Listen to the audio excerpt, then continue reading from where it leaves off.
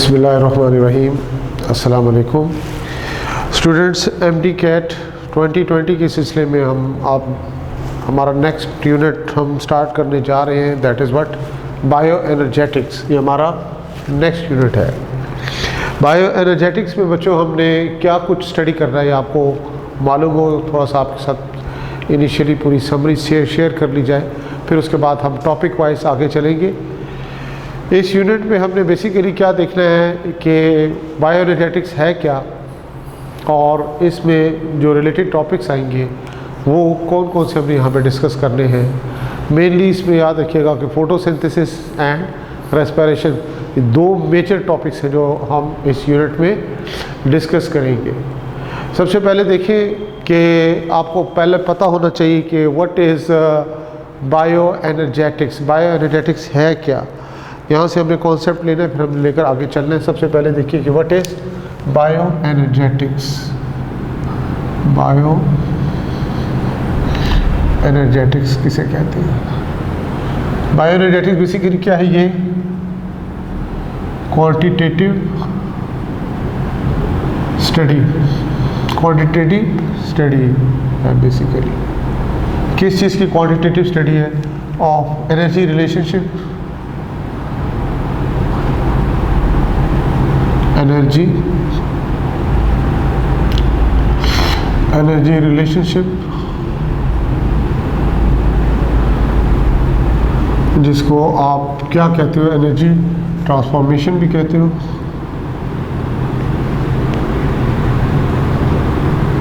या फिर इसको आप एनर्जी कन्वर्जन का नाम भी दोगे। Energy conversion in biological system. तो आप देख सकते हैं स्टूडेंट्स क्या है बेसिकली बायो एनर्जेटिक्स। ये क्वांटिटी जिसको आप कैलकुलेट कर सकते हैं, quantitative study of energy relationship and energy transformation भी कहते हैं। यानी इसको आप दूसरे अल्फाज भी क्या कह सकते हैं? Energy conversion.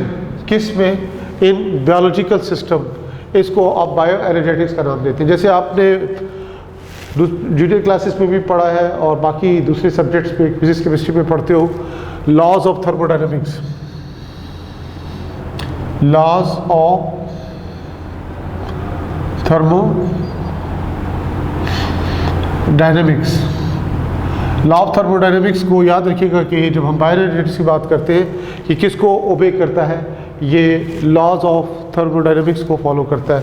जैसे आप इसमें सिंपल सी बात करते हो कि energy can neither be created nor be destroyed but it can be change from one form to another form. यानी energy can neither be created nor be destroyed, ना इसको क्रिएट किया जा सकता है, इसको हम डिस्ट्रॉय कर सकते हैं, लेकिन ये एक फॉर्म से दूसरी फॉर्म में कन्वर्ट हो सकती है।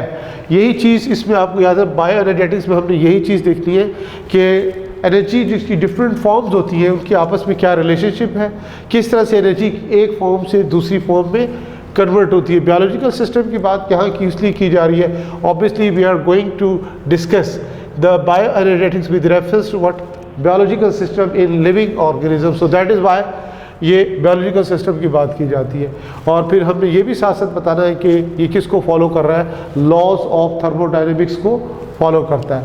जितने भी लिविंग ऑर्गेनिजम्स हैं, यानी जितने भी आप लिविंग ऑर्गेनिजम्स की बात करें दुनिया में, लिविंग ऑर्गेनिज्म जितने भी हैं, इनको याद रखिएगा कि किस चीज़ की ज़रूरत पड़ती है? They need what? Need energy. इनको एनर्जी चाहिए। जितने भी लिविंग ऑर्गेनिज्म है इनको एनर्जी चाहिए। किसके लिए? इसको अपने ज़िंदा रहने के लिए, अलाइव रहने के लिए भी, and for functioning as well. यानी ज़िंदा रहने के लिए भी और बॉडी सिस्टम लाइफ के जितने भी फंक्शंस होते हैं उनको परफॉर्म करने के लिए दे नीड व्हाट? एनर्जी। इनको एनर्जी चाहिए। जैसे आप रेफरेंस के तौर पर आप बताते हो कि जैसे एग्जांपल हम इस तरह से दे सकते हैं कि जितने भी लिविंग ऑर्गेनिजम्स हैं इनमें मेटाबॉलिक प्रोसेस हो रहा होता है। और मेटाबॉलिक प्रोसेस की अगर हम बात करें, अब आपको मालूम हो मेटाबॉलिज्म क्या है। मेटाबॉलिज्म बेसिकली क्या है, एनाबॉलिज्म एंड कैटाबॉलिज्म को कहते हैं। जितने भी मेटाबॉलिक प्रोसेसेस है, मेटाबॉलिज्म में मेटाबॉलिक प्रोसेसेस हैं, जितने भी मेटाबॉलिक प्रोसेसेस हमारी बॉडी में लिविंग ऑर्गेनिज्म में हो रहे हैं, इसमें क्या होता है, इसमें याद रखिएगा बच्चों, एनर्जी ट्रांसफॉर्मेशन होती है। एनर्जी ट्रांसफॉर्मेशन का मतलब एनर्जी कन्वर्जन होती है, एक फॉर्म से एनर्जी दूसरी फॉर्म में कन्वर्ट होती है, चाहे वो एनाबॉलिक रिएक्शन हो चाहे वो कैटाबॉलिक रिएक्शन हो, हर सूरत में ये सब कुछ होता है। अब केमिकल एनर्जी जो होती है, जितने भी, यानी अगर हम जनरली हम कहते हैं कि ये लिविंग ऑर्गेनिज्म को क्या चीज़ चाहिए, एनर्जी चाहिए, ज़िंदा रहने के लिए भी और क्या है, बॉडी के डिफरेंट फंक्शनिंग के लिए इनको एनर्जी चाहिए। अब याद रखिए कि ये एनर्जी कहाँ से लेते हैं, ये आपको ये मालूम हो अल्टीमेट सोर्स ऑफ एनर्जी क्या होता है, यानी एनर्जी इज़ ऑब्टेन्ड, एनर्जी जो है दैट इज़ ऑब्टेन्ड, आपको मालूम है कहाँ से लेते हैं। ऑब्वियसली ये एनर्जी कहाँ से लेंगे, सनलाइट से लेंगे, ये सनलाइट से एनर्जी हासिल करते हैं। और इसको फिर यूज़ जो होता है, ये डायरेक्टली भी ले सकते हैं एनर्जी को, और फिर इस एनर्जी को ये इनडायरेक्टली भी ले सकते हैं। डायरेक्टली आपको मालूम हो कि प्रोड्यूसर्स होते हैं प्लांट्स वगैरह, ये क्या करते हैं, डायरेक्टली सनलाइट को कैप्चर करने के बाद उसको फिर कन्वर्ट करते हैं into another form of energy, यानी केमिकल एनर्जी में कन्वर्ट करते हैं। और इसी तरह से जब प्लांट्स को दूसरे प्राइमरी कंज्यूमर्स खाते हैं या सेकेंड प्राइमरी कंज्यूमर को तो फिर इनडायरेक्टली सनलाइट वो कहाँ चली जाती है, सनलाइट की यानी सोलर एनर्जी जब पहले किसने कैप्चर की, प्लांट्स ने। प्लांट में किस फॉर्म में आई है, ये आपको मालूम हो कि ये ऑर्गेनिक फूड की सूरत में, कार्बोहाइड्रेट्स यानी कार्बोहाइड्रेट या दूसरे ऑर्गेनिक फूड्स की सूरत में आएगी। फिर उसके बाद इनडायरेक्टली आप बता रहे हो कि इनडायरेक्टली भी क्या आएगा, अदर लिविंग ऑर्गेनिज्म आ जाएंगे, वो उसको इनडायरेक्टली भी यूज़ कर सकेंगे। तो अल्टीमेट सोर्स ऑफ एनर्जी याद रखेगा वो क्या होती है, सनलाइट। और इसमें एक और अहम पॉइंट जो आपको याद रखना है कि no organism can use sunlight, जिसको आप और क्या कहते हैं, सोलर एनर्जी, डायरेक्टली।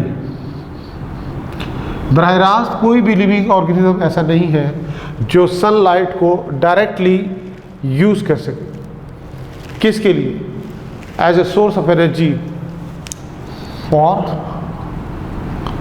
मेटाबॉलिज्म, अपने बॉडी के डिफरेंट रिएक्शंस के लिए। कोई भी दुनिया में ऐसा ऑर्गेनिज्म नहीं है जो कि डायरेक्ट आप कह सकते हो सनलाइट को यूज़ कर सके। वो कैसे आपको पता चलेगा, अक्सर आपके जहन में क्वेश्चन आएगा कि जी प्लांट तो यूज़ कर सकते हैं डायरेक्ट, भाई डायरेक्ट प्लांट भी नहीं यूज़ कर सकते। वजह क्या होती है कि सनलाइट जो होती है that is a form of energy, वो क्या है, सोलर एनर्जी। प्लांट उसको कैप्चर करने के बाद कन्वर्ट करते हैं पहले किस में, केमिकल एनर्जी में, शुगर्स में, और उसके बाद फर्दर दूसरे ऑर्गेनिक कंपाउंड बनते। फिर उसके बाद इन ऑर्गेनिक मॉलिक्यूल्स को, शुगर्स को, कार्बोहाइड्रेट्स को, या फिर दूसरे जो ऑर्गेनिक मॉलिक्यूल्स हैं उनको यूज़ करते हैं सेलुलर रेस्पिरेशन में as a source of energy. तो इसका मतलब ये हुआ कि no organism can use sunlight directly for metabolism. Metabolism के लिए कोई भी ऑर्गेनिज्म सनलाइट को या डायरेक्टली यूज़ नहीं कर सकता। तो ये बड़ा अहम पॉइंट है, एमसीक्यूज़ में ये चीज़ पूछी जाती है। जैसे यहाँ देखिए, सोर्स ऑफ एनर्जी तो हमें पता चल गया कि sunlight is the source of energy, चाहे वो डायरेक्ट सोर्स हो चाहे वो इनडायरेक्ट सोर्स हो। लेकिन जहाँ तक उसके यूज़ का ताल्लुक है, जहाँ तक उसके यूज़ का ताल्लुक है, तो डायरेक्टली हमने क्या बताया, कोई भी लिविंग ऑर्गेनिज्म अपने मेटाबॉलिज्म के लिए इसको यूज़ नहीं कर सकता। ये पॉइंट आपको क्लियर होना चाहिए। तो आप देखिए, ये जितने भी लिविंग ऑर्गेनिज्म हैं इनमें जो ऑर्गेनिक फूड कहाँ पर मौजूद है, अभी हमने आपको बताया कि that is present in food, यानी जैसे शुगर हो गया या अदर ऑर्गेनिक मॉलिक्यूल, इनमें ये फूड मौजूद होती है। और फिर प्लांट्स में, जैसे हम बात करेंगे आगे चलकर, प्लांट्स में क्या है, क्लोरोप्लास्ट है। क्लोरोप्लास्ट डायरेक्ट हम बता रहे हैं अभी कि क्या कैप्चर करेगा, सनलाइट को कैप्चर करेगा, और वो क्या करेगा, सोलर एनर्जी को, सनलाइट एनर्जी को कन्वर्ट करेगा into the chemical energy. Process कौन सा होगा वो अभी हमने डिस्कस करना है आगे चलकर, क्या है, फोटोसिंथेसिस है। तो केमिकल एनर्जी जो होगी क्या होगी, स्टोर हो जाती है किस में, इन sugar molecules and other organic compound, इनमें क्या हो जाती है, स्टोर हो जाती है। और स्टोर होने के बाद जब सेलुलर रेस्पिरेशन होगा उसमें क्या होगा कि यही ऑर्गेनिक फूड कार्बोहाइड्रेट वगैरह मेटाबोलाइज होंगे, फिर ये एनर्जी जो होगी एक और करेंसी ऑफ एनर्जी में कन्वर्ट होगी, that is ATP, adenosine triphosphate, उसके बारे में भी आपको मालूम हो। फिर उसको लिविंग ऑर्गेनिज्म क्या करते हैं, उसको कंज्यूम करते हैं। वो फिर आगे चलकर किस में कन्वर्ट होगी, यानी उसमें आपको मैकेनिकल एनर्जी भी मिलेगी, हीट एनर्जी भी मिलेगी। ये सारी एनर्जीज डिफरेंट फॉर्म्स एनर्जीज की, जिससे क्या होता है, वर्क होता है, जिससे लिविंग ऑर्गेनिज्म जो होते हैं अपनी लाइफ की एक्टिविटीज़ को क्या करते हैं, परफॉर्म करते हैं। कभी आपने सोचा है कि आपका बॉडी टेम्परेचर 37 डिग्री सेंटीग्रेड है, तो आपकी बॉडी में ये बॉडी टेम्परेचर मेंटेन कैसे हो रहा है? डेफिनेटली आपको पता होना चाहिए कि ये बाकायदा क्या होता है, सोर्स ऑफ एनर्जी होता है। सोर्स ऑफ एनर्जी, हम जो खाना खाते हैं, डेली जो डाइट हमारी होती है, उसमें हमारे न्यूट्रिएंट्स होते हैं। न्यूट्रिएंट्स में हम देखते हैं कि उसमें कार्बोहाइड्रेट भी, उसमें प्रोटीन्स भी, उसमें फैट्स भी हैं, अदर ऑर्गेनिक कंपाउंड भी है, इनऑर्गेनिक न्यूट्रिएंट्स भी है।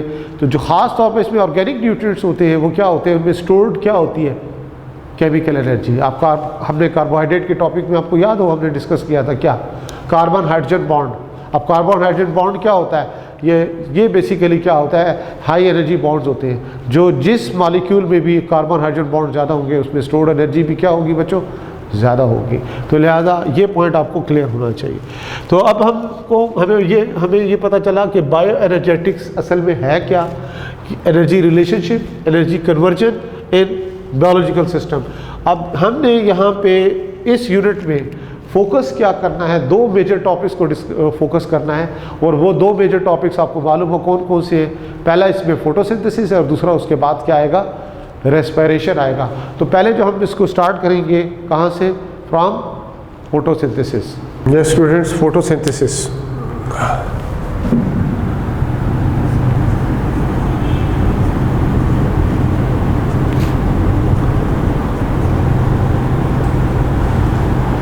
Photo, light, synthesis, wind to produce.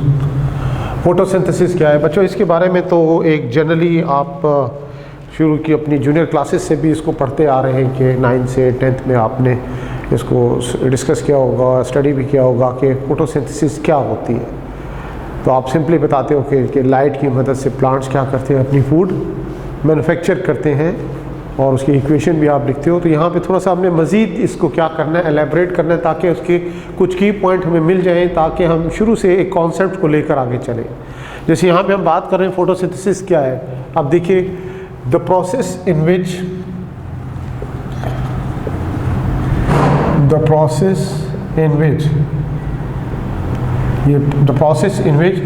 Energy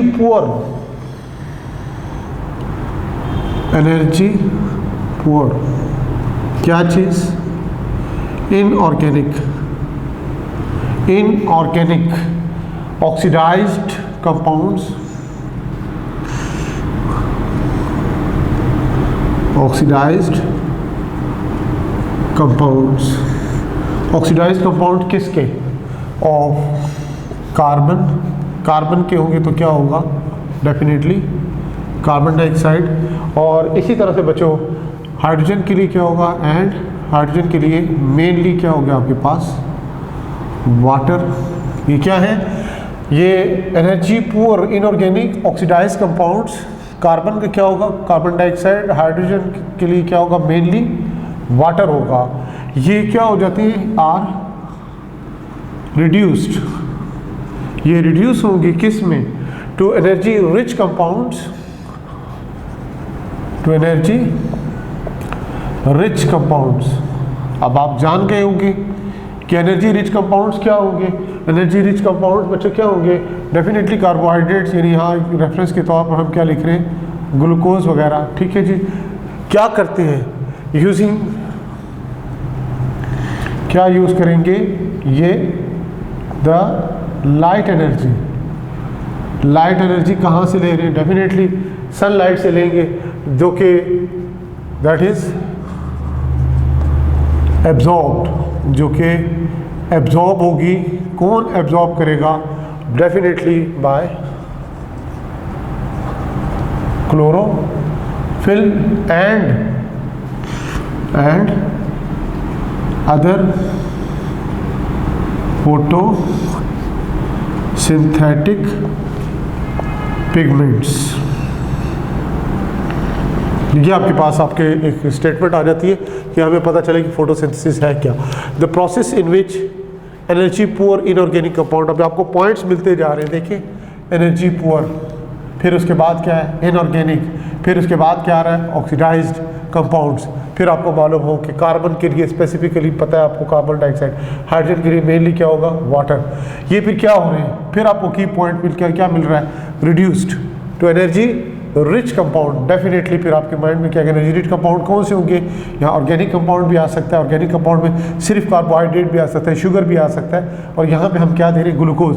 क्या यूज़ कर रहे हैं, ये सनलाइट एनर्जी सोलर एनर्जी को यूज़ कर रहे हैं। ये एब्जॉर्ब कौन कर रहा है, फोटोसिंथेटिक पिगमेंट्स हैं, क्लोरोफिल है और दूसरी फोटोसिंथेटिक पिगमेंट जो आगे चलकर हमने डिस्कस करनी है। तो ये क्या है आपके सामने फोटोसिंथेसिस है, इसको फोटोसिंथेसिस करते हैं। एक और भी बच्चों ये देखिए ना, इसमें कितनी चीज़ों का आपको पता चला। अब इसी तरह से आप देखो कि इसको एक और अंदाज से भी बताते हैं कि it is the process in which it is the process in which, वो प्रोसेस जिसमें हम क्या बताते हैं carbon dioxide and hydrogen. Hydrogen कहाँ से आएगा, फिर वही बात आएगी, मेनली कहाँ से आएगा बच्चों, फ्रॉम वाटर। हाइड्रोजन कहाँ से आ रहा है, mainly from water. Are reduced, ये क्या होंगे, are reduced into what, carbohydrates. Carbohydrates के बारे में अभी हमने बताया था, उसकी जगह क्या यूज़ किया था वर्ड, हमने ग्लूकोज का वर्ड इस्तेमाल किया था। Using light energy, using light energy use करेंगे, that is absorbed. Again absorb कौन करेगा बच्चों, एंड एब्जॉर्ब भी होगी एंड कन्वर्टेड बाय क्या करेगा कौन, इनटू केमिकल एनर्जी बाय, वो आ जाएगा क्या चीज़, क्लोरोफिल, और क्या होगा and other photo synthetic pigments. कुछ क्लियर हुई बात बच्चों। देखो कि it is the process in which carbon dioxide and hydrogen, which is mainly from water, are reduced into carbohydrate, that is sugars, using light energy, that is absorbed and converted to chemical energy by chlorophyll and other photosynthetic pigments। तो इस तरह ये हमें इसका पता चलता है। अब इसी के साथ हम क्या शो करेंगे, इसकी ओवरऑल इक्वेशन शो करनी है, किस चीज़ की, हमने फोटोसिंथेसिस की। ओवरऑल इक्वेशन देखिए क्या होगी कि यहाँ पे हम लिख रहे हैं carbon dioxide plus water plus light, यहाँ पे हम शो करेंगे क्लोरोफिल, और साथ ही आप क्या शो करेंगे enzymes. Definitely enzymes are also involve. क्या बनेगा C6H12O6 प्लस 6 मॉलिक्यूल्स किसके, ऑक्सीजन के, और प्लस उसके साथ 6 मॉलिक्यूल्स वाटर। तो इस तरह आप देखिए कि ये आपके सामने रिएक्शन आ जाता है। अब इस रिएक्शन को और से देखिएगा कि ये कार्बन डाइऑक्साइड है, ये देख सकते हैं ये कार्बन डाइऑक्साइड, ये इसको हम देख रहे हैं किस में कन्वर्ट हो रही है, दैट इज इन रिड्यूस्ड। यहाँ पे इसकी क्या हो रही है, व्हाट इज दिस, इसको हम क्या कहेंगे, ये इसकी क्या कहलाएगी, रिडक्शन। और फिर इसी तरह से देखें ये वाटर मॉलिक्यूल शो किया था, इसको आप इधर ले आए, ये इसकी क्या हो रही है, ऑक्सीडेशन। फिर आगे चलकर आप इसी तरह से बताओगे कि ये अगर रिडक्शन है और ये आपके पास क्या है, ऑक्सीडेशन है, तो ऑक्सीडेशन रिडक्शन रिएक्शन हो गया, तो उसको हम क्या कहेंगे, रिडॉक्स प्रोसेस का नाम भी देते हैं। तो ओवरऑल फोटोसिंथेसिस क्या है, बेसिकली रिडॉक्स प्रोसेस है। तो बच्चों ये जो आपके सामने इक्वेशन शो की गई है, इसमें ये चीज़ आपको क्लियर होनी चाहिए कि इसमें वाटर जो है रिएक्टेंट्स में भी शामिल है और प्रोडक्ट्स में भी शामिल है। और ये जो ऑक्सीजन लिबरेट हो रही है, that is actually coming from, oxygen is liberated in the air, that is actually part of what, water. देखिए यहाँ कार्बन डाइऑक्साइड है, इसमें भी ऑक्सीजन है। ये भी हमने आगे चलकर इसका एक्सपेरिमेंटल प्रूफ देना होगा कि हमें कैसे पता चलेगा कि the oxygen liberated in air is actually coming by the splitting of water molecule, not from the carbon dioxide. और जो कार्बन डाइऑक्साइड की रिडक्शन हो रही है, दैट इज, इसमें रिडक्शन किसके साथ हो रही है, ये हाइड्रोजन के साथ इसकी रिडक्शन हो रही है। और ये किस में कन्वर्ट हो रहा है, इनटू रिड्यूस फॉर्म क्या है, ये बेसिकली आपके पास कार्बोहाइड्रेट बन गया है, यानी ग्लूकोज मॉलिक्यूल है। और इसमें क्या है, स्टोर्ड केमिकल एनर्जी है कार्बन हाइड्रोजन बॉन्ड की सूरत में। तो इस तरह ये आपके पास समरी आ जाती है किस चीज़ की बच्चों, फोटोसिंथेसिस की, कि फोटोसिंथेसिस आपके पास है क्या। अब इसमें देखिए कि जो लिविंग ऑर्गेनिज्म है, यानी फोटोसिंथेसिस के ज़रिए ऑर्गेनिज्म क्या करते हैं, फोटोसिंथेसिस के प्रोसेस में ऑर्गेनिज्म जो होते हैं, यानी प्लांट्स वगैरह, फोटो ऑटोट्रॉफ्स जिसको हम कहते हैं, ये क्या करेंगे, यूज़ करते हैं सनलाइट को और उससे क्या बनाते हैं, अपनी ऑर्गेनिक फूड बनाते हैं। अब ये ऑर्गेनिक फूड जो होती है बच्चों, ये याद रखिएगा कि बग़ैर फोटोसिंथेसिस के, बग़ैर यूज़ ऑफ सनलाइट के बन ही नहीं सकती ऑर्गेनिक फूड। यानी आप आगे चले जाओ, इकोलॉजी के पोर्शन में चले जाओ, फूड चेन, फूड वेब वगैरह आप पढ़ते हो, फूड चेन की आप एग्जांपल ले लो, तो उसमें आप क्या देखते हो कि प्रोड्यूसर्स क्या होते हैं, producer main supplier of energy होते हैं। यानी प्रोड्यूसर जो कि आमतौर पर हम किसको लेते हैं, फोटो ऑटोट्रॉफ्स को लेते हैं। फोटो ऑटोट्रॉफ्स में जिनमें फोटोसिंथेसिस का प्रोसेस हो सकता है, ये सनलाइट को कैप्चर करते हैं, यूटिलाइज किसको करते हैं, सनलाइट को, और फिर उससे क्या बनाते हैं, ऑर्गेनिक फूड बनाते हैं। अब इन्हीं को प्रोड्यूसर्स को कौन खाते हैं, प्राइमरी कंज्यूमर। फिर उसके बाद आप देखते हैं सेकेंडरी कंज्यूमर, टर्शरी कंज्यूमर, ये एक सिलसिला चल जाता है। तो ये ऑर्गेनिक फूड जो होती है, आप देखें कि इसकी रिसोर्स ऑफ एनर्जी क्या था, सनलाइट था। वहाँ से वो किस में कन्वर्ट हुई, solar energy to chemical energy. और केमिकल एनर्जी जब कन्वर्ट हो रही है, केमिकल एनर्जी किस फॉर्म में हो रही है, ऑर्गेनिक कंपाउंड्स की सूरत में हो रही है। और वो एक सिलसिला चल जाता है कि एनर्जी किसका, ट्रांसफ़र का। तो इस तरह एनर्जी जो होती है इस तरह से ट्रांसफ़र होती है from one organism to another organism, और ये सिलसिला यूँ चलता है। तो लिहाजा बच्चों ये चीज़ आपको पता होनी चाहिए कि मेन सोर्स कहाँ से आपको मिलता है, that is from solar energy, sunlight energy, जिससे ऑर्गेनिक कंपाउंड बनते हैं। इसके बगैर ऑर्गेनिक कंपाउंड लिविंग ऑर्गेनिज्म नहीं बना सकते। इसी तरह आपको ये भी पता हो कि फोटोसिंथेसिस और बायो एनर्जेटिक्स का आपस में क्या रिलेशनशिप है। यानी आप देखते हैं फोटोसिंथेसिस क्या है। अब जब हमने कहा था मेटाबॉलिज्म, एक था एनाबॉलिक प्रोसेस, दूसरा ओवरऑल फोटोसिंथेसिस क्या है, एनाबॉलिक प्रोसेस है। यानी इसमें क्या होता है कि एनाबॉलिज्म कंस्ट्रक्शन होती है, बनता है। देखिए ना ये स्मॉल मॉलिक्यूल ये होते हैं इनऑर्गेनिक ऑक्सीडाइज्ड एनर्जी पोर मॉलिक्यूल किस में कन्वर्ट होते हैं, ऑर्गेनिक मॉलिक्यूल में। तो इसका मतलब क्या है, ये बेसिकली क्या है, ओवरऑल एनाबॉलिक प्रोसेस है। और एनाबॉलिक प्रोसेस जब हम समझते हैं तो इससे हमें किस चीज़ की समझ आती है, बायो एनर्जेटिक्स की समझ आती है। हमें पता चलता है एनर्जी ट्रांसफॉर्मेशन कैसे हो रही है। तो बच्चों यहाँ तक तो ये था। अब आपने अहम चीज़ देखनी है कि एवोल्यूशन ऑफ रेस्पिरेशन जो है उसका लिंक फोटोसिंथेसिस के साथ क्या होता है।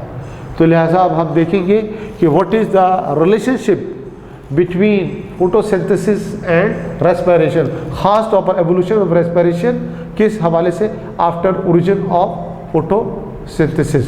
एवोल्यूशन ऑफ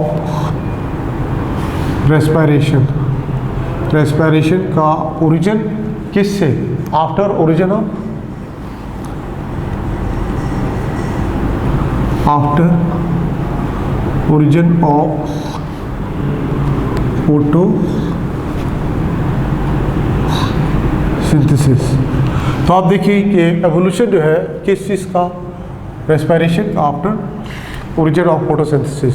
तो हमें मालूम है कि फोटोसिंथेसिस जो है, फोटोसिंथेसिस, इसकी बाय प्रोडक्ट क्या होती है, that is what, oxygen. Oxygen liberate होती है इसमें। अब ऑक्सीजन किस में जाएगी, इट इज़ एक्यूमुलेटेड एक्यूमुलेट होगी किस में, एक्यूमुलेट इन एटमॉस्फेयर, एटमॉस्फेयर में जाएगी, यानी एयर में जाएगी क्या चीज़, oxygen.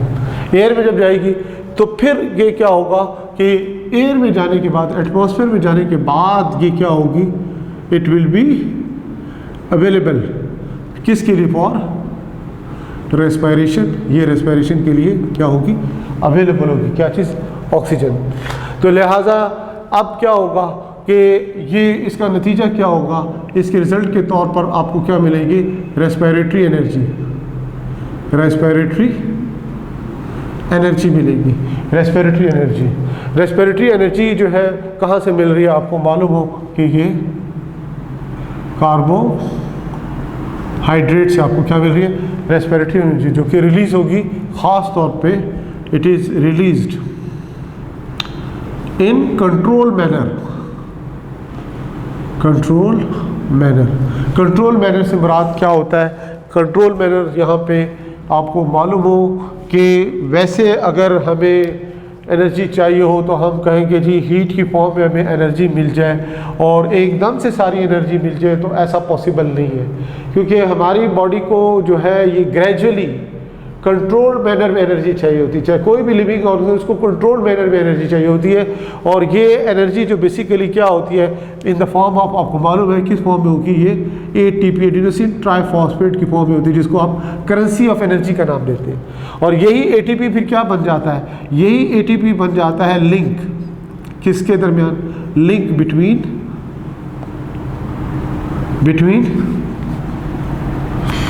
Anabolism and catabolism, anabolism and catabolism, इनके दरमियान बाकायदा ये ATP फिर एक लिंक बन जाता है कंट्रोल मैनर में। इस तरह फिर ये हमें कंटिन्यूसली हमें क्या है, एनर्जी मिलती रहती है, एकदम से नहीं है कि कंबस्शन प्रोसेस नहीं है, बाकायदा कंट्रोल मैनर में हमें ये ग्रेजुअली रेस्पिरेटरी एनर्जी हमें मिलती रहती है। और इससे हमारे लाइफ की एक्टिविटीज़, हमारे बॉडी के जितने भी फंक्शन हैं वो साथ साथ परफॉर्म हो रहे होते हैं। जैसे आप बहुत से फंक्शन पढ़ते हो, हार्ट बीट हो गई हमारी, इसी तरह से ट्रांसमिशन ऑफ नर्व इम्पल्स हो गया, मस्कुलर कॉन्ट्रैक्शन एंड रिलैक्सेशन हो गया, ब्रीदिंग मूवमेंट्स हो गया, इन सब के लिए हमें क्या चाहिए होती है, एनर्जी चाहिए होती है और कंट्रोल मैनर में एनर्जी चाहिए होती है। तो लिहाजा ये आप देख सकते हैं ये evolution of respiration and origin, इसके साथ क्या आ गया आपके पास, फोटोसिंथेसिस का। अब इसमें एक और अहम चीज़ देखें, क्योंकि हमने बायोएनर्जेटिक्स में इन्हीं दो टॉपिक्स को लेके आगे चलना है, तो लिहाजा हमें ये भी देखना है कि इसके जो रिएक्टेंट्स हैं किस चीज़ के, ये फोटोसिंथेसिस के और प्रोडक्ट ऑफ फोटोसिंथेसिस का रेस्पिरेशन के साथ क्या लिंक होता है।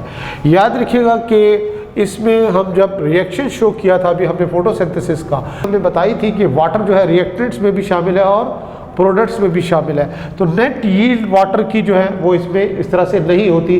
नेट यील्ड वाटर की जब इस तरह से ना हो, कुछ रिएक्शन में ये यूज़ हो रहा है, कुछ रिएक्शन में क्या ये प्रोड्यूस हो रहा है, तो लिहाजा हम क्या करते हैं, तो हम सिंप्लीफाई कर देते हैं इक्वेशन को फोटोसिंथेसिस की। और किस तरह से लिखते हैं, ये देखिए, ये CO2 plus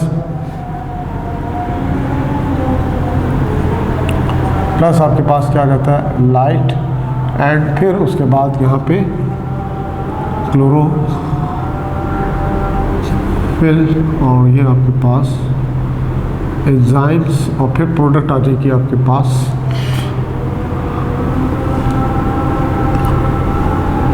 C6H12O6 plus 6 molecule of O2। तो ये आपके पास मेन इसके रिएक्टेंट्स आ जाते हैं और ये इसकी क्या आ जाती है आपके पास प्रोडक्ट आ जाते हैं। इसी तरह से आप सेलुलर रेस्पिरेशन की बात करते हैं, सेलुलर रेस्पिरेशन, तो सेलुलर रेस्पिरेशन में आप उसको समराइज़ करते हो, यानी C6H12O6 हमारे पास क्या है, ग्लूकोज है, प्लस 6 मॉलिक्यूल किस शो करते हैं हम, ऑक्सीजन की एरोबिक रेस्पिरेशन है। इसके रिजल्ट के तौर पर क्या बनेगा, 6 molecules of carbon dioxide plus 6 molecule किसके बनेंगे इसमें, वाटर के, और प्लस क्या इसमें प्रोड्यूस होती है, दैट इज़ एनर्जी, इसको हम कैलकुलेट करके बताएंगे how many ATPs will be produce. ये भी आपके इसी यूनिट में हमने इसको डिटेल से डिस्कस करना है। तो आप गौर कीजिएगा कि ये क्या है, रिएक्टेंट्स ऑफ फोटोसिंथेसिस है, रिएक्टेंट्स है फोटोसिंथेसिस के, और सेलुलर रेस्पिरेशन में ये इसकी क्या है, प्रोडक्ट आ जाती है। और इसी तरह what is this, product of photosynthesis, और ये इसके क्या है, रिएक्टेंट्स ऑफ सेलुलर रेस्पिरेशन। तो लिहाजा हमें इसमें वाज़े तौर पर दोनों में रिलेशनशिप भी नज़र आता है कि क्या रिलेशनशिप है बिटवीन रेस्पिरेशन एंड फोटोसिंथेसिस में। और भी आगे चलकर आपने मज़ीद क्या करना है, कंपैरिजन करना होता है इन दोनों प्रोसेसेस का। किस चीज़ का, एक तरफ हमारे पास क्या है फोटोसिंथेसिस और दूसरी तरफ हमारे पास क्या है इसमें रेस्पिरेशन।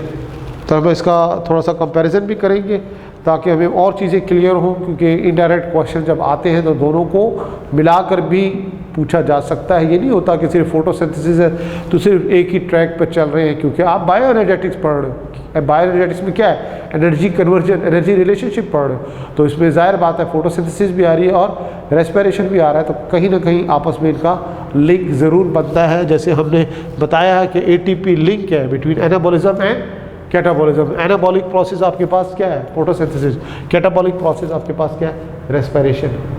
तो लिहाजा इनका आप रिलेशनशिप भी बता सकते हैं। इसके बाद स्टूडेंट्स हम देखते हैं कि कंपनसेशन पॉइंट क्या होता है। कंपनसेशन पॉइंट, कंपनसेशन पॉइंट से मुराद क्या है, कंपनसेशन का मतलब क्या होता है, इक्वलिटी यानी बराबरी जिसको हम कहते हैं। अब यहाँ पे हमने क्योंकि बताया आपको कि फोटोसिंथेसिस और रेस्पिरेशन उनका आपस में क्या किस तरह से कंपैरिजन किया जाता है, तो ये भी एक अहम पॉइंट है जो हमें मालूम होना चाहिए कि कंपनसेशन पॉइंट में फोटोसिंथेसिस और रेस्पिरेशन का क्या आपस में लिंक बनता है। सबसे पहले देखिए कि कंपनसेशन पॉइंट है क्या, कि इसमें हम बताते हैं कि लाइट एनर्जी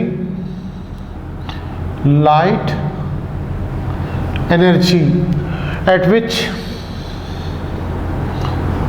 विच क्या बताएंगे कि light energy at which no gaseous exchange, यानी नेट खास तौर पर net gaseous exchange is zero.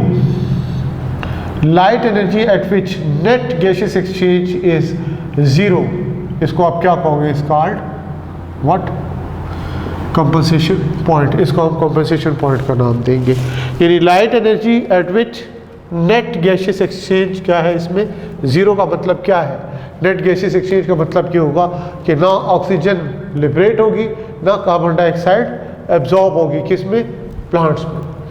तो इसके लिए ख़ास तौर पर बच्चों हमें रेफरेंस किसका देना है, सबसे पहले देखिए एट डॉन की बात करते हैं। डॉन का क्या मतलब होता है ये आपको मालूम होना चाहिए, यानी आप इसका मतलब क्या दोगे, early in the morning, early in morning. फिर दूसरा किसका रेफरेंस देते हो कि डॉन एंड डस्क। दूसरा क्या आ जाएगा आपके पास, डस्क का मतलब क्या होता है, अर्ली इन इवनिंग। ये दो हम स्टेजेस बता रहे हैं 24 आवर्स के हिसाब से, डॉन एंड डस्क की बात कर रहे हैं। अब इसमें क्या है, डॉन एंड डस्क में हम क्या बताते हैं कि लाइट इंटेंसिटी क्या होती है, ज़्यादा होती है कम होती है। इसमें आपको पता हो कि इसमें जो लाइट इंटेंसिटी जो है,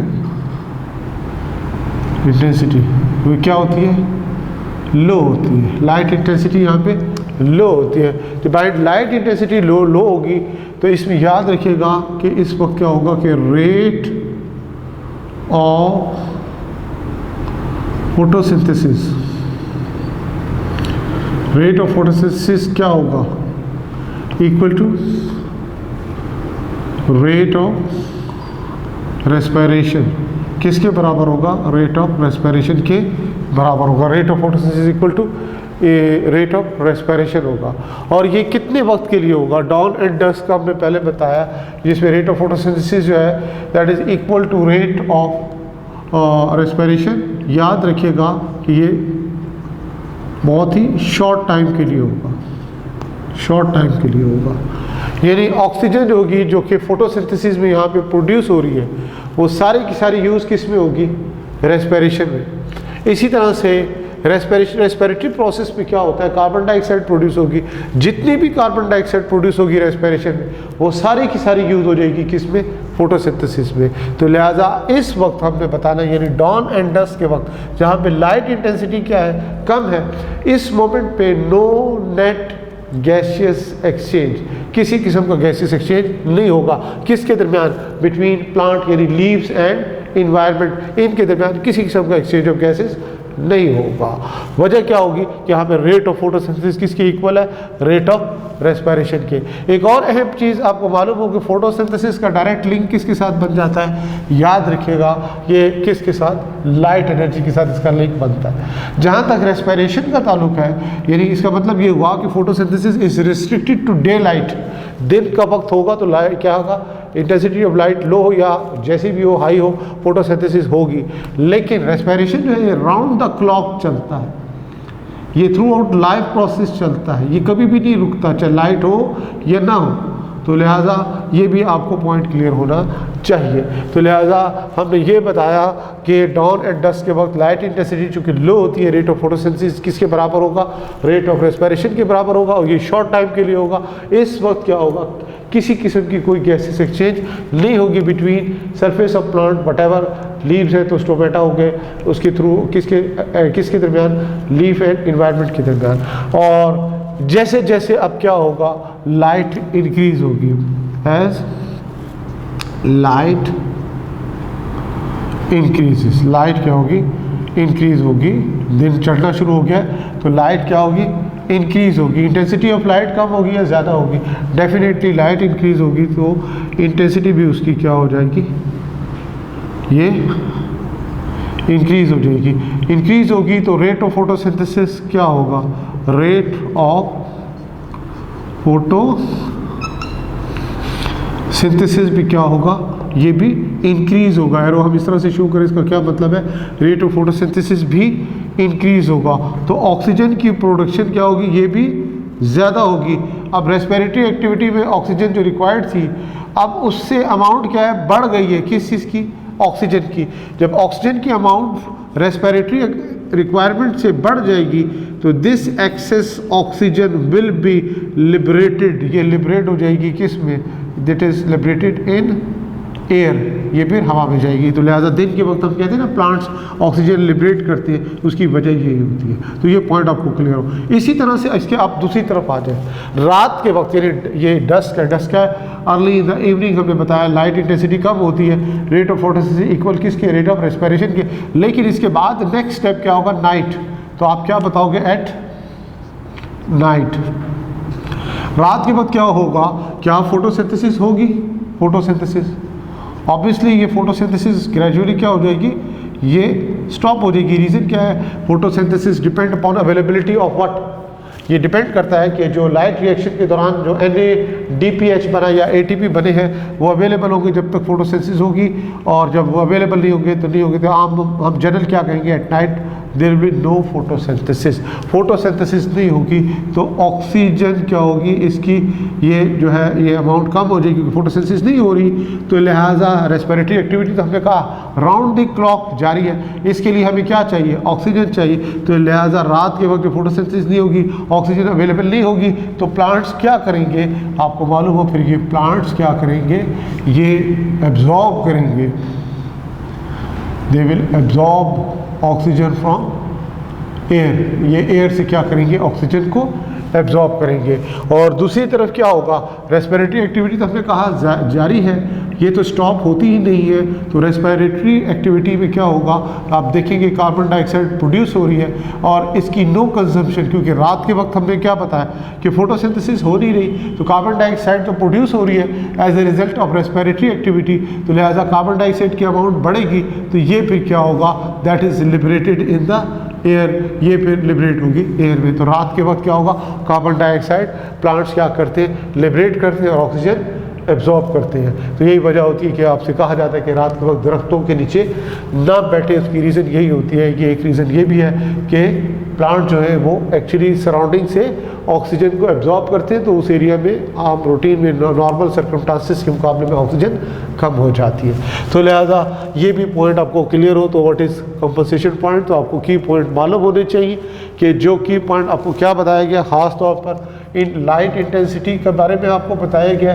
ये यहाँ पे ये आपको क्या बताया कि इसमें नेट गैसेस एक्सचेंज कब ज़ीरो होता है, जब लाइट इंटेंसिटी क्या होती है, लो होती है। ओके, ये आपको क्लियर हो। फिर डॉन एंड डस्ट का कॉन्सेप्ट बिल्कुल क्लियर होना चाहिए कि यहाँ पे लाइट इंटेंसिटी क्या होगी, कम होगी, तो रेट ऑफ फोटोसिंथेसिस क्या होगा, ये equal to rate of respiration होगा।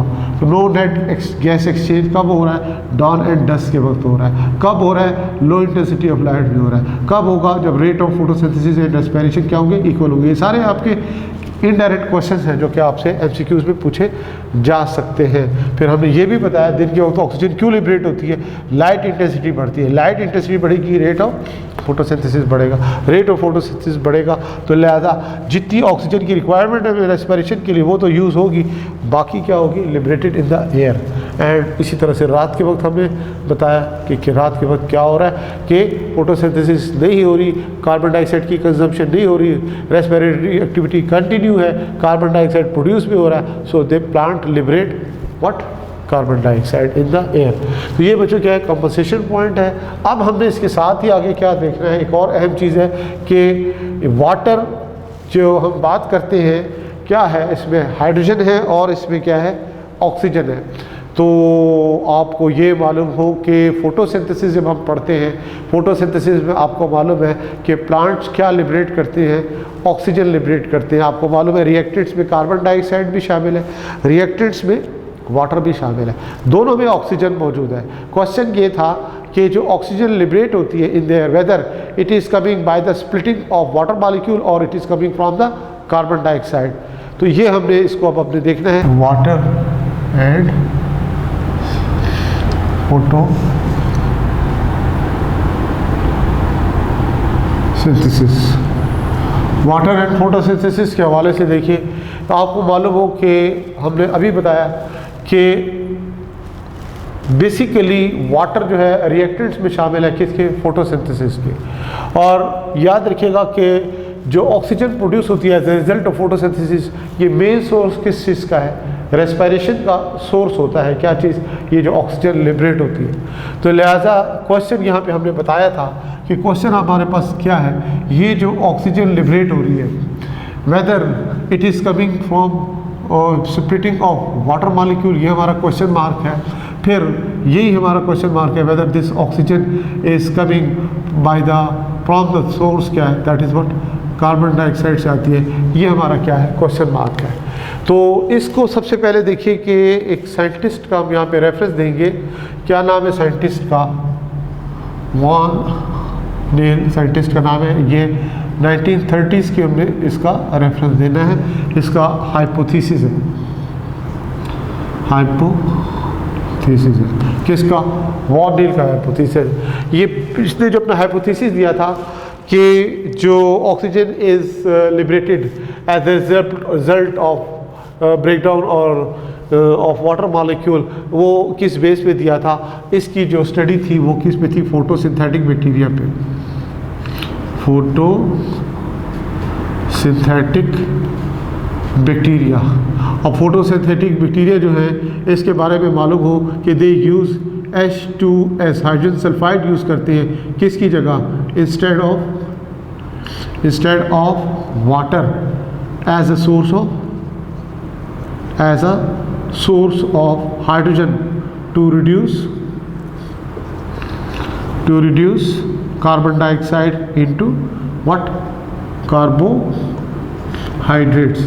ये इसका हाइपोथेसिस किस पे बेस करता था कि photosynthetic bacteria hydrogen sulphide use करते हैं जैसे कि किसकी जगह, वाटर की जगह as a source of hydrogen to reduce carbon dioxide. और ये लिबरेट क्या करते हैं, दे लिबरेट सल्फर किसकी जगह, instead of instead of oxygen. ये इनका पॉइंट ऑफ व्यू था, किसका, ये वॉन नील हाइपोथेसिस के हवाले से जब हम बात करेंगे तो ये इसका हाइपोथेसिस था। ये हम इसको डिस्कस दोबारा भी करेंगे जब हमने बैक्टीरिया का टॉपिक इसमें आगे आता है, तो फिर उसमें फिर हमने इसको फिर आगे चलकर भी डिस्कस करना होगा। तो ये कि फोटोसिंथेटिक बैक्टीरिया में फोटोसिंथेसिस का प्रोसेस किस तरह से होता है। अब इसमें देखिए कि इसकी कन्फर्मेशन कब हुई इस हाइपोथेसिस की। इसमें याद रखिएगा नील हाइपोथेसिस की जो कन्फर्मेशन होती है वो कन्फर्मेशन ये होती है आप 1940s में। 1940s में क्यों होती है कि ये इस दौर में क्या हुआ था कि आइसोटोप्स जो थे, आइसोटोप्स को यूज़ करना शुरू कर दिया गया था। आइसोटोप्स जो थे ये यूज़ हो रहे थे, used in biological research. Biological ये इसको रिसर्च में क्या किया जा रहा था, यूज़ किया जा रहा था, किस चीज़ को, ये आइसोटोप्स को। तो लिहाजा ये ख़ास तौर पर किसी भी केमिकल पाथवे को फाइंड आउट करने के लिए specially isotope were started to use in biological research. अब देखिए इसमें आपको ये भी मालूम हो कि वाटर और कार्बन डाइऑक्साइड जो है ये बेसिकली इनको प्रिपेयर किया गया किसके लिए, ये इसके लिए स्पेशली यूज़ किया गया आइसोटोप ऑफ ऑक्सीजन। यानी नॉर्मली जो ऑक्सीजन होता है, नॉर्मल ऑक्सीजन जो होता है ये क्या होता है, O16 होता है। हम इसको इसी तरह लिखते हैं और इसी तरह आइसोटोप की फॉर्म में आप शो करेंगे तो वो क्या होगा आपके पास, दैट इज़ व्हाट O18 उसको हम रिप्रेजेंट करेंगे। यानी ऑक्सीजन को हम किससे, ये आइसोटोप ऑफ ऑक्सीजन कहलाएगा, that's called isotope of oxygen. तो लिहाजा यहाँ पे जो यूज़ किया था इन्होंने प्रिपेयर करने के लिए किस चीज़ को, वाटर को और कार्बन डाइऑक्साइड को, ये O18 यूज़ किया था। और ग्रीन प्लांट्स को दो ग्रुप्स में डिवाइड किया गया था। यानी ग्रीन प्लांट जो है ये देखिए यहाँ पे हम शो कर रहे हैं ग्रीन प्लांट और इसका ग्रुप 1 आ जाता है, इसका ग्रुप 1 है। तो ग्रुप 1 जो है प्लांट्स का, इनको सप्लाई किया गया, क्या चीज़ सप्लाई किया गया इनको, O18 ऐसा वाटर माध्यम प्रोवाइड इसको सप्लाई किया गया जिसमें ऑक्सीजन क्या है, ये O18 की फॉर्म में मौजूद है। और साथ इसके क्या यूज़ करेंगे, डेफिनेटली कार्बन डाइऑक्साइड यूज़ होगी। इसी तरह से ग्रीन प्लांट हम यहीं पे शो कर रहे हैं, ग्रीन प्लांट, और यहाँ पे आपके पास ग्रुप कौन सा आ जाएगा, दैट इज़ ग्रुप 2 आ जाएगा। इसमें वाटर तो आप नॉर्मल, लेकिन कार्बन डाइऑक्साइड में जो ऑक्सीजन है वो कौन सा, O18 आप इसमें यूज़ कर रहे हैं। तो लिहाजा आप देखिए कि ग्रुप 1 के बारे में हमने बताना होगा। सबसे पहले ग्रुप 1 के बारे में देखिए क्या होगा। ग्रुप 1 में हम देखते हैं कि सबसे पहले हमने ग्रुप 1 के लिए क्या बताया, वाटर को हमने क्या किया, लेवल किया। तो लिहाजा ये कार्बन डाइऑक्साइड हमने शो किया, नॉर्मल भी देखिए O18 नहीं है। इसके साथ हम क्या शो कर रहे हैं, वाटर मॉलिक्यूल शो कर रहे हैं, H2O। ये O क्या है आपके पास, O18 है, ठीक है जी। इससे अब क्या बन रहा है, इससे बन रहा है कार्बोहाइड्रेट C6H12, वो 6 की क्या बन गया, कार्बोहाइड्रेट। प्लस उसके साथ आप क्या बताते हो कि वाटर मॉलिक्यूल, ऑक्सीजन प्रोड्यूस हो रही है। और फिर ये इसके साथ आपने क्या शो करना होता है कि इसमें वाटर मॉलिक्यूल भी प्रोड्यूस हो रहा है। अब ये जो ऑक्सीजन प्रोड्यूस हो रही है, ये देख सकते हैं ना, ये ऑक्सीजन कार्बन डाइऑक्साइड में भी है और वाटर में भी है। लेकिन ये जो ऑक्सीजन प्रोड्यूस हो रही है ये क्या है, O18 है। तो इस एक्सपेरिमेंट से किसी हद तक हमें पता चल जाता है किस चीज़ का, कि जो ऑक्सीजन लिबरेट होती है that is actually coming by the splitting of water molecule. तो ये ग्रुप नंबर 1 का हवाला आपके आप सामने आ जाता है। फिर इसी तरह से आप ग्रुप 2 की बात करेंगे, ग्रुप 2 की बात करेंगे। अब ग्रुप 2 में देखिए हमने कार्बन डाइऑक्साइड ली है। कार्बन डाइऑक्साइड आपके पास क्या है, ये O18 है, ये हमने बता दिया, ठीक है जी। इसके बाद आप वाटर मॉलिक्यूल जो ले रहे हैं वो क्या आपके पास, नॉर्मल ऑक्सीजन है, H2O। इसी तरह से देखिए क्या बनेगा, C6H12 O6, ये आपके पास क्या बन गया, ये क्या बना, ग्लूकोज। और फिर उसके बाद आप क्या बताते हैं, 6 मॉलिक्यूल आपके पास ऑक्सीजन के, और प्लस क्या बनता है, 6 मॉलिक्यूल आपके पास वाटर के भी प्रोड्यूस होते हैं। तो आप देखिए कि ये जो इसमें आप शो कर रहे हैं O18, ये कहाँ कहाँ जाएगा, ये क्योंकि कार्बन डाइऑक्साइड का है, ये आपको मिलेगा कार्बोहाइड्रेट में, और ये आपको किस में मिलेगा, वाटर में मिलेगी, इस ऑक्सीजन में ये नहीं मिलेगा। तो लिहाजा ये हमें पता चलता है कि जो ऑक्सीजन लिबरेट होती है as a result of photosynthesis, ये कहाँ से आती है? By the splitting of water molecule आती है। अगर ये जो लिबरेट हो रही थी ऑक्सीजन, अगर ये O18 होती तो हम कहते हैं ये कार्बन डाइऑक्साइड से इसका ताल्लुक है। तो लिहाजा ये हमें क्लियर होता है इस एक्सपेरिमेंट से कि जो ऑक्सीजन लिबरेट हो रही है that is actually coming from the splitting of water molecule. अब वाटर मॉलिक्यूल जो होता है ये बेसिकली जब इसके बारे में आप बताते हो ना, ये स्प्लिट होता है। वाटर मॉलिक्यूल जो होता है ख़ास तौर पर ये वाला वाटर मॉलिक्यूल, इस ये जो बता रही है जो वाटर मॉलिक्यूल है, ये जब स्प्लिट होगा, ये स्प्लिट होने के बाद क्या देता है? हाइड्रोजन देता है, जो कि बेसिकली क्या रिड्यूसिंग पावर है। फोटोसिंथेसिस में आप देखते हो लाइट रिएक्शन के दौरान इसने क्या करना होता है? NADP को ये किस में कन्वर्ट करेगा? इनटू ये इसमें कन्वर्ट करता है, दैट इज़ इनटू NADPH में ये कन्वर्ट करता है। कौन? ये हाइड्रोजन। उसकी डिटेल हम आगे चलकर देखेंगे कि पूरा रिएक्शन एक्चुअली है क्या। 2 प्रोटॉन 2 इलेक्ट्रॉन होते हैं, फिर उसके बाद एक हाइड्रोजन इसके साथ अटैच होता है, और साथ इसके आप आगे चलकर बताते हो एक हाइड्रोजन आयन भी प्रोड्यूस होता है। बहरहाल ये हमने सिम्प्लीफाइड फॉर्म में बताना है कि ये रिड्यूसिंग पावर है जो कि NADP को क्या करता है? रिड्यूस करता है। यानी NADPH बेसिकली है क्या? रिड्यूसिंग पावर है। वो अब आपने चलकर देखना है कि लाइट रिएक्शन से जब डार्क रिएक्शन की तरफ जाएंगे तो हम बताएंगे कि ये बेसिकली क्या है? रिड्यूसिंग पावर है। इसी तरह लाइट रिएक्शन में आपको पता है NADPH के साथ ATP भी प्रोड्यूस होते हैं, जो कि फिर डार्क रिएक्शन में जाने के बाद यूटिलाइज होते हैं क्या बनाने के लिए? ऑर्गेनिक फूड, यानी कार्बन डाइऑक्साइड की क्या होती है वहाँ पे रिडक्शन होती है, और अल्टीमेटली क्या बनेगा वहाँ पर? कार्बोहाइड्रेट बनना शुरू हो जाता है। तो लिहाजा स्टूडेंट्स ये बेसिक चीज़ें हैं जो कि हमें साथ साथ मालूम होनी चाहिए कि कंपनसेशन पॉइंट क्या है। इसी तरह से ये जो हमने यहाँ पे सिंपल एक्सपेरिमेंट शो किया है, इससे हमें किन बातों का पता चलता है। इसको मज़ीद अगर आपने कंफर्म करना हो तो एक आसान तरीका है, बिल्कुल वो आसान तरीका क्या होता है बेटा? कि fate of the atoms in the reactants and products of photosynthesis. Fate of atoms in the reactants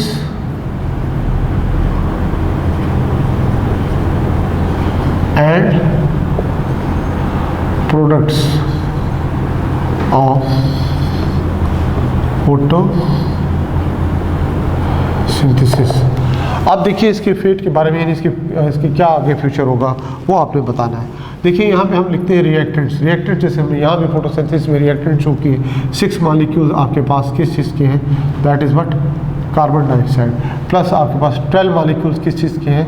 these are water molecules. Okay, ये हमने से इसमें याद रखिएगा कि ये ना परेशान हो गया, अब क्लोरोफिल नहीं लिखा, एंजाइम नहीं लिखा, लाइट नहीं लिखा, ये हमने सिंप्लीफाइड फॉर्म में इक्वेशन लिखी थी, तो लिहाजा हमने उसमें यहाँ पे मेंशन नहीं किया। आपको मालूम होना चाहिए लाइट होती है, यहाँ पे क्या होता है?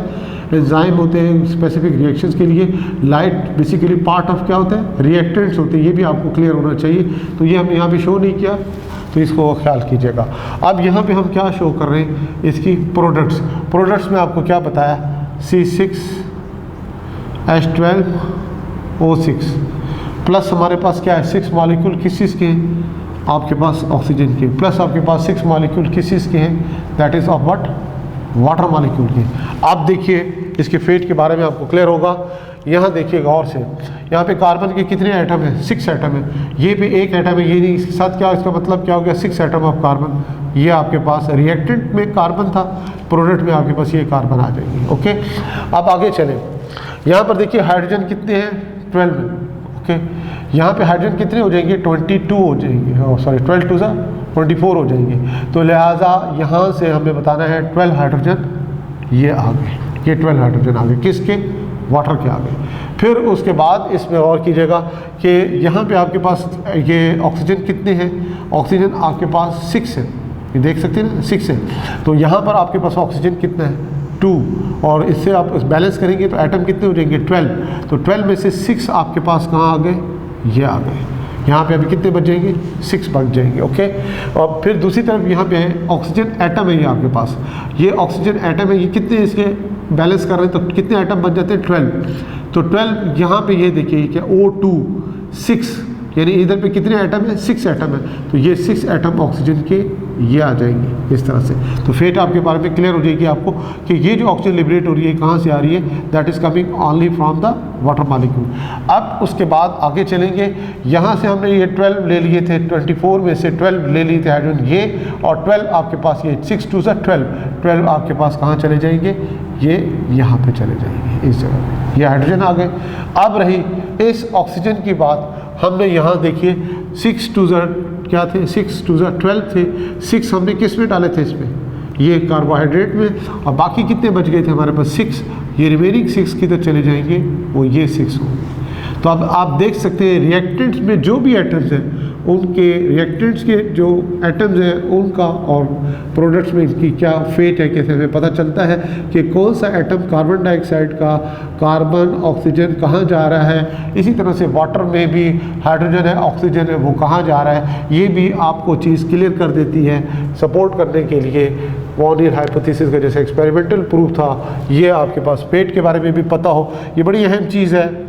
इसमें से MCQs बनते हैं, छोटे छोटे क्वेश्चन बनते हैं, आप गौर कर सकते हैं, देख सकते हैं ना कि ये ऑक्सीजन कहाँ कहाँ जा रही है। तो स्टूडेंट जब हम मल्टीपल चॉइस क्वेश्चन सामने होता है तो वो उस टाइम कंफ्यूज होता है, क्योंकि ये समरी तो वहाँ पे नहीं दी होगी ना आपको ज़्यादा से ज़्यादा क्या है, ये रिएक्टेंट या प्रोडक्ट दी होगी।